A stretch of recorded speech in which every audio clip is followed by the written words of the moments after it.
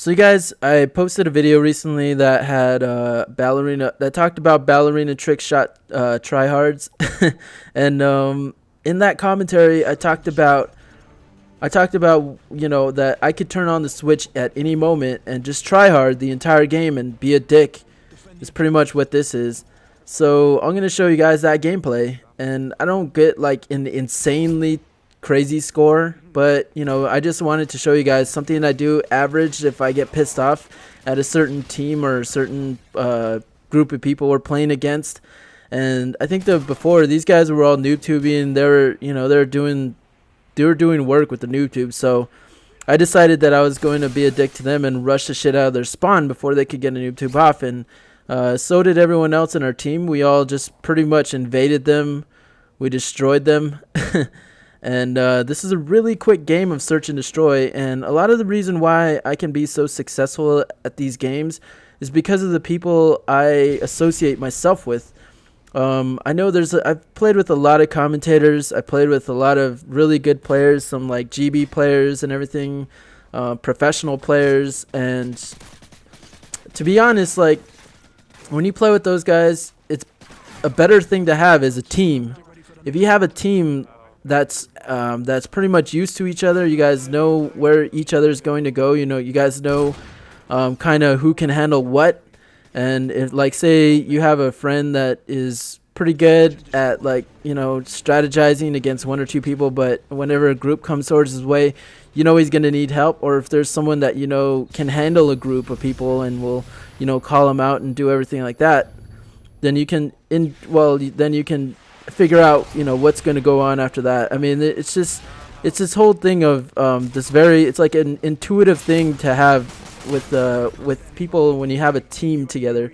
Like you grow into each other, you understand who's capable of what and what's going to happen if there's a certain scenario, and you can tell those scenarios just based on looking at the map, looking at where your teammates are placed on that map. And search and destroy especially if you know the maps very well, then you can kind of visualize where that person is. Like I can visualize kind of where all my teammates are right now, and checking the score is something I do just to make sure, to see if the other person on the other team, not only I check their score just to see if the person's a strong player, because generally if they're a strong player, then they'll have like a higher score than everyone else, or they're carrying the other guys, and you can tell that they're probably camping, or if they're probably noob tubing somewhere, or they're sitting in a corner. And if they're not and he's the last person alive, he's probably in the spawn trying to plant the bomb, trying to get it, because he knows that he's not going to be able to kill everyone.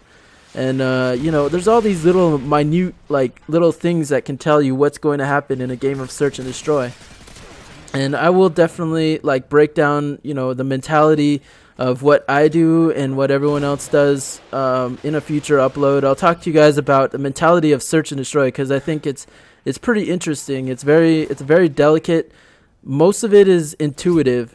I mean, it's kind of like in a game, like in a fighting position. When you're gonna fight someone, you don't know where this person's gonna swing until the moment they start swinging. Then you can kind of guess where their fists will land, but you don't know exactly where it'll land, but you can kind of guess, and then you can kind of prepare to either take the impact or to do whatever you can do to defend yourself.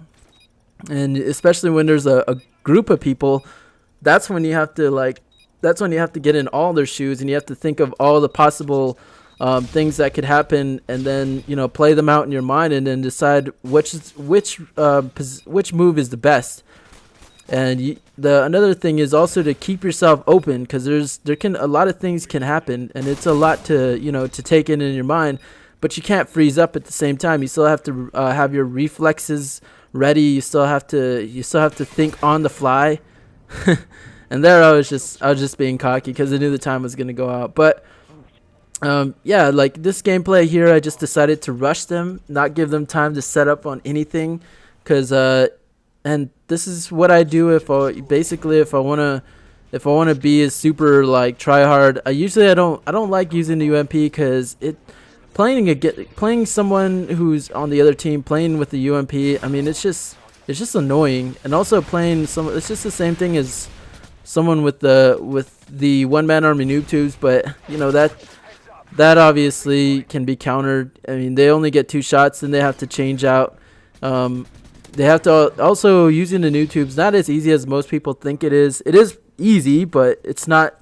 You know, if you miss the shots, then you're screwed for a little while, and it's and that little time right there also gives you that little amount of time that they have to switch out their classes. That gives you time to, you know, make your move and think about your next positions as well.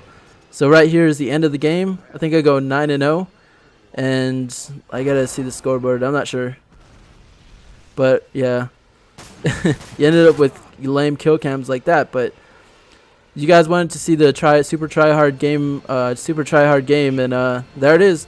I hope you guys maybe learned a little bit. I don't know, but I hope you guys have an epic day, and peace out.